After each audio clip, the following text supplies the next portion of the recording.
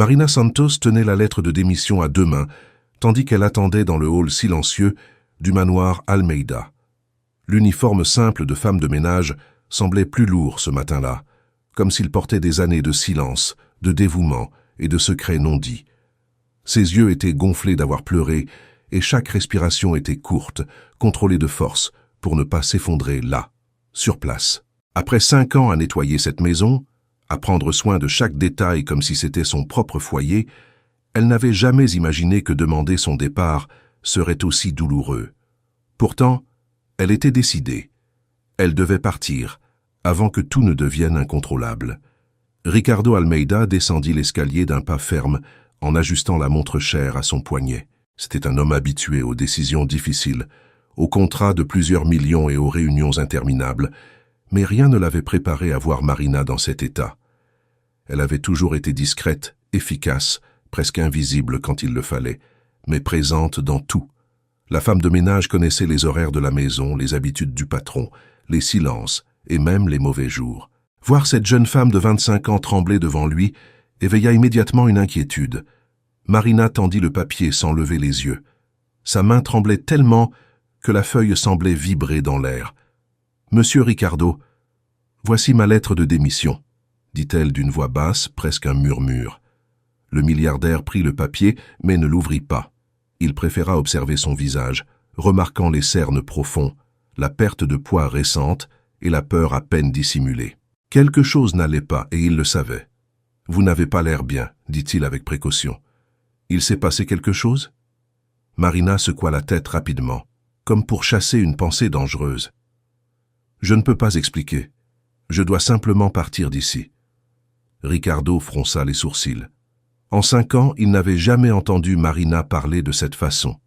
Elle avait toujours été correcte, directe, presque neutre. Cette urgence ne lui ressemblait pas. Il ouvrit la lettre et lut en silence. Elle était formelle, polie, sans aucune explication. 2 semaines de préavis, rien de plus. Ricardo plia le papier et respira profondément. « Marina, vous faites partie de cette maison. Si vous traversez une difficulté, nous pouvons en parler. » Elle recula d'un pas, effrayée. « S'il vous plaît, acceptez la démission. C'est mieux ainsi. » La phrase sonna étrangement. « Mieux pour qui ?» Ricardo la regarda s'éloigner vers la cuisine, sentant une gêne croissante. Cette nuit-là, il dormit à peine. Il marcha dans le manoir vide, se rappelant de petits gestes de Marina. Le café préparé avant les réunions difficiles, la maison toujours impeccable, les soins silencieux. Ce n'était pas seulement du travail. Il y avait quelque chose de plus, une loyauté qui ne s'achetait pas. Le lendemain, il décida de rester à la maison. Pendant le petit déjeuner, il remarqua que Marina touchait à peine à la nourriture. Ses mains tremblaient et le moindre bruit la faisait sursauter.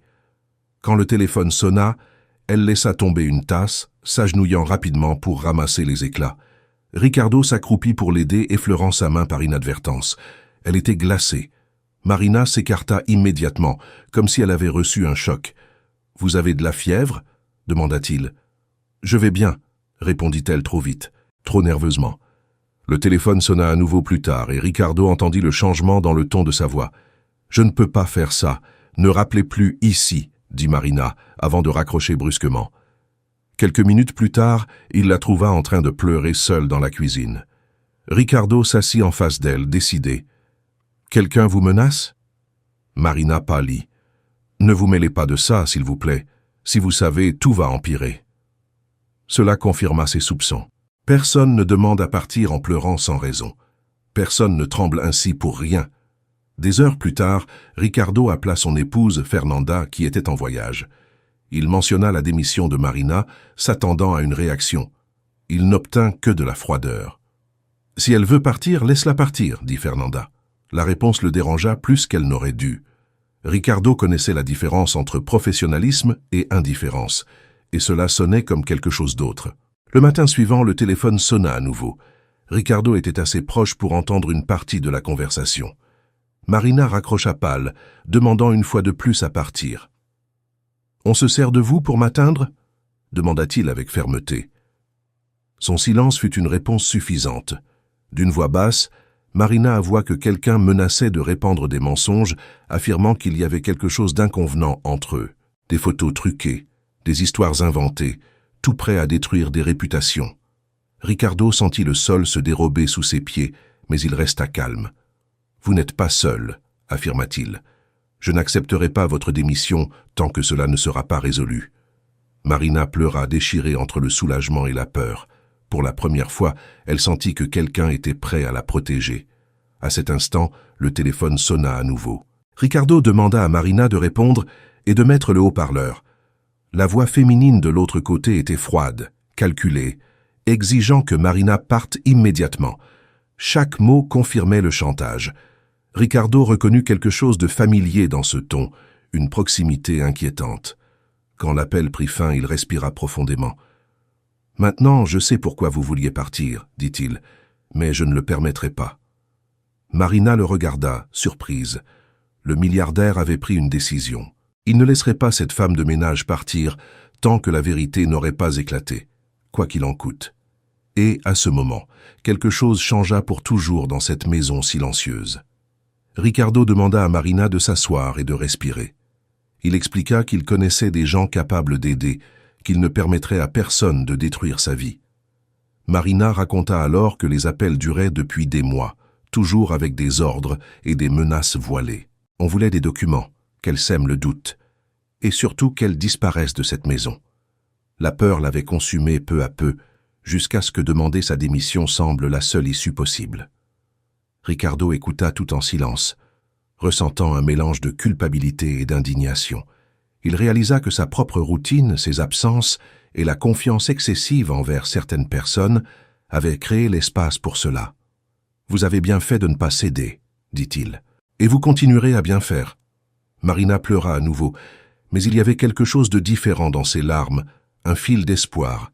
Ils convinrent d'observer, de noter les horaires, de ne pas agir sur impulsion. Ricardo promit que personne ne la ferait plus se sentir jetable. La femme de ménage, qui s'était toujours sentie invisible, réalisa à cet instant que sa valeur était enfin vue. La décision de Ricardo n'était pas seulement d'empêcher une démission, mais d'affronter une injustice qui n'aurait jamais dû commencer. Quand Marina quitta la pièce, Ricardo resta seul, regardant la lettre encore pliée sur la table. Il déchira lentement le papier et le jeta à la poubelle. Cette démission n'aurait pas lieu, pas tant qu'il serait là. Pour la première fois depuis longtemps, il sentit que sa fortune n'aurait de sens que si elle servait à protéger quelqu'un qui n'avait jamais eu rien d'autre que sa propre dignité. Leur histoire ne faisait que commencer, et le prix de la vérité serait élevé, mais inévitable. Cette nuit-là, le manoir resta éclairé. Ricardo ne dormit pas, et Marina non plus. Tous deux savaient que les jours suivants apporteraient des confrontations, des choix difficiles et des révélations. Pourtant, il y avait une certitude silencieuse entre eux. La femme de ménage n'était plus seule, et le milliardaire ne permettrait pas que la peur décide du destin de quiconque dans cette maison. Le silence ne fut brisé que par le bruit lointain de la ville, témoin muet d'une décision qui changerait des vies et transformerait à jamais la relation entre patron et femme de ménage. Là, à cet instant, la peur commença lentement à perdre de sa force. Le lendemain matin, Marina arriva plus tôt que d'habitude.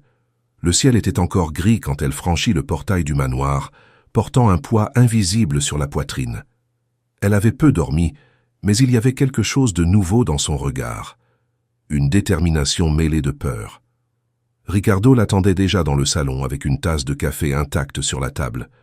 Lui non plus n'avait pas dormi. Il avait passé la nuit à repasser mentalement chaque détail des derniers mois, cherchant des signes qu'il avait ignorés. « Bonjour », dit Marina d'une voix contenue. « Bonjour », répondit-il, l'observant avec attention. « Aujourd'hui, personne ne vous pressionnera. Si quelqu'un appelle, nous écouterons ensemble. » Elle hocha la tête en silence. Pour la première fois depuis que tout avait commencé, elle sentait qu'elle n'avait plus à affronter cela seule. Peu après 10 heures, le téléphone sonna. Marina se figea un instant puis respira profondément et répondit, comme convenu, en mettant le haut-parleur. La même voix féminine surgit de l'autre côté, froide et impatiente. « Vous êtes encore là ? Vous auriez déjà dû être parti. » Ricardo serra les poings, reconnaissant clairement le ton. Il y avait quelque chose de douloureusement familier dans cette manière de parler. Marina répondit avec prudence, gagnant du temps, tandis que Ricardo mémorisait chaque mot. La femme exigeait de la hâte, disait que la situation devenait dangereuse, insinuait des conséquences. Quand l'appel prit fin, le silence fut lourd. Marina s'assit, sentant ses jambes faibles. « Elle sait trop de choses », murmura-t-elle. « Sur la maison, sur vous. » Ricardo passa la main sur son visage. « Cela signifie que c'est quelqu'un de très proche », conclut-il. Il expliqua alors que seuls lui et Fernanda avaient accès à certains systèmes de la maison. Marina pâlit en entendant le nom de l'épouse. « Je ne voulais pas y penser », dit-elle doucement, « mais ça a du sens. » Ricardo décida d'agir avec prudence. Il demanda l'aide d'un ami spécialiste en technologie qui arriva discrètement cet après-midi-là pour vérifier les enregistrements et les accès. Marina observait de loin, anxieuse, tandis que l'homme analysait des écrans et des codes. Quelques minutes plus tard, la confirmation arriva comme un coup silencieux. Des accès fréquents et non autorisés aux caméras de la maison, toujours aux horaires où Marina travaillait seule. Ricardo sentit son estomac se nouer. La trahison n'était pas seulement conjugale, elle était morale. Quelqu'un avait utilisé sa position pour intimider une employée humble, la poussant à bout. Marina pleura, mais pas de surprise. Elle pleura de soulagement d'enfin comprendre. « Je pensais que je devenais folle », avoua-t-elle. « Que peut-être c'était ma faute. »« Non », dit Ricardo avec fermeté. « Ça ne l'a jamais été. » Il assura que cela aurait des conséquences. Marina, encore effrayée, demanda si elle devait partir immédiatement. Ricardo refusa. « Si vous partez maintenant, elle gagne, et je ne le permettrai pas. » En fin d'après-midi, le téléphone sonna à nouveau. Cette fois, Ricardo demanda à Marina de répondre normalement, tandis que tout était enregistré. La voix féminine exigea des documents, insinua des récompenses, puis menaça. Chaque phrase rendait évident le crime qui était commis. Marina tremblait, mais resta ferme, se rappelant des paroles de Ricardo. Quand l'appel prit fin, le milliardaire respira profondément. « Nous avons assez de preuves, dit-il. » Marina ressentit un mélange de peur et d'espoir. « Et maintenant » demanda-t-elle. Ricardo répondit sans hésiter. « Maintenant, vous restez, et je vais régler ça. » Cette nuit-là, Ricardo appela Fernanda, lui demandant de rentrer plus tôt de son voyage. Il dit qu'il devait parler en personne. De l'autre côté de la ligne, l'épouse sembla hésiter, mais accepta. Marina n'entendit qu'une partie de la conversation, sentant un nœud à l'estomac. Elle n'avait jamais voulu être la cause d'un conflit, mais désormais il n'y avait plus moyen de l'éviter. Le lendemain, Fernanda arriva. Elle entra dans la maison d'une posture ferme, mais ses yeux trahissaient une tension. Elle salua rapidement Ricardo et ignora Marina, comme si elle n'était pas là. Ricardo demanda qu'elle s'assoie. L'atmosphère était lourde. « Nous devons parler », dit-il. Fernanda tenta de minimiser, de feindre l'ignorance, mais Ricardo posa l'enregistreur sur la table. La voix qui résonna dans la pièce ne laissait aucun doute. Les menaces, les exigences, tout était là. Le visage de Fernanda perdit toute couleur. Le silence qui suivit fut assourdissant. « Pourquoi » demanda Ricardo, plus triste qu'en colère. Fernanda détourna le regard, les lèvres tremblantes. Elle avoua alors la jalousie, la paranoïa, la peur de perdre sa place. Elle dit que Marina en savait trop, que sa présence la dérangeait. « Je voulais seulement qu'elle parte », murmura-t-elle. Marina, qui était restée silencieuse, parla enfin. Sa voix était ferme, malgré les larmes. « Je n'ai jamais voulu autre chose que travailler honnêtement. » Fernanda ne répondit pas. Il n'y avait rien à dire.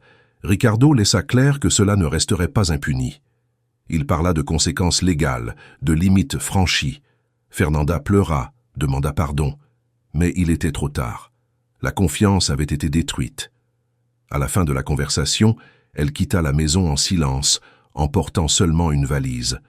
Quand la porte se referma, Marina s'effondra. Ricardo la soutint, sentant le poids de tout ce qui était arrivé. « Vous n'avez plus besoin d'avoir peur, dit-il. C'est fini. » Marina respira profondément, ressentant quelque chose qu'elle n'avait pas éprouvé depuis des mois. La sécurité. Dans les jours qui suivirent, le manoir semblait différent. Le silence lourd avait cédé la place à une tranquillité étrange, mais accueillante. Marina continua à travailler, désormais avec une autre posture. Elle n'était plus invisible. Ricardo la traitait avec un respect évident, écoutant ses opinions, reconnaissant son effort. Une semaine plus tard, Ricardo appela Marina pour parler. « Je veux que vous restiez, dit-il. Pas seulement comme femme de ménage, mais avec plus de responsabilité, si vous le souhaitez. » Marina s'émut. Ce n'était pas le poste qui importait, mais la reconnaissance. « Je reste, » répondit-elle. « Parce que maintenant je sais que j'ai fait le bon choix en faisant confiance. » La décision de Marina résonna comme la clôture d'un cycle. La femme de ménage qui avait demandé sa démission par peur restait désormais par courage.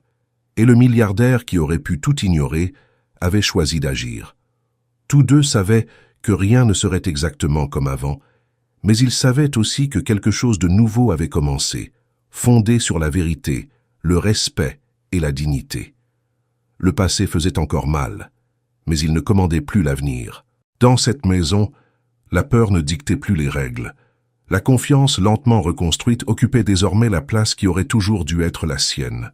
Quelques mois plus tard, la vie suivait plus légère. Marina travaillait tranquillement, étudiait le soir et aidait sa sœur à recommencer. Ricardo réorganisa la maison et sa propre vie, apprenant à mieux observer les personnes autour de lui. La démission ne fut plus jamais mentionnée. À sa place, naquit une relation basée sur le respect et la protection. Marina comprit que demander de l'aide n'était pas une faiblesse. Ricardo comprit que la richesse n'a de valeur que lorsqu'elle défend ceux qui n'ont pas de pouvoir. Et dans ce manoir, où tout avait failli se terminer, tous deux découvrirent qu'empêcher un départ avait été le début d'un véritable foyer construit avec courage, vérité et espoir.